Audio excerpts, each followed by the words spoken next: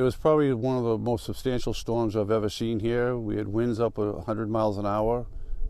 They were just snapping left and right, trees uprooting, poles snapping. I mean, I've been through the no-name storm, the blizzard of '78. I've seen them all, but this is one of the top ones I've ever seen. As the storm progressed, we started to see more widespread damage in town. Large trees that came down, some cars were crushed as a result of it.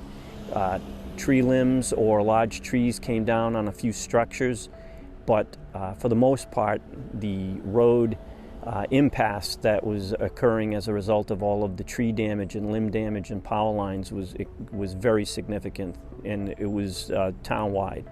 There was considerable tree damage.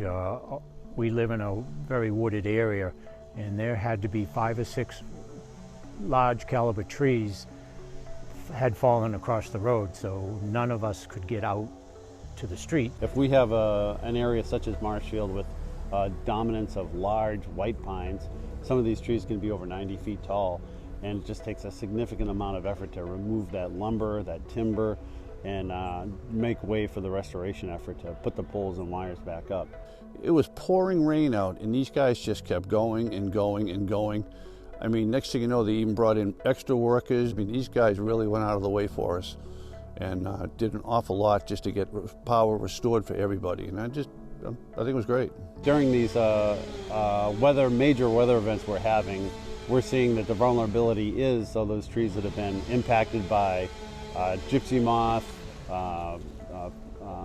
winter moth, certainly drought conditions that we've experienced through the summer, and the general decline of some of the tree species. There's dead trees everywhere. I mean, there's been a lot of insect infestation everywhere.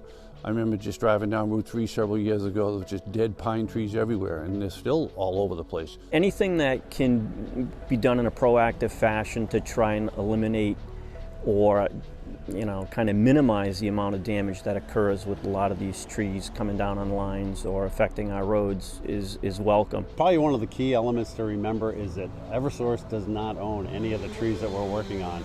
We are dependent upon our communities, our partners through the DPW, and the individual land and property owners to work with us and understand that they do have hazard trees that we may need to address, and we're willing to work with them cooperatively to get those trees down and minimize any future outages.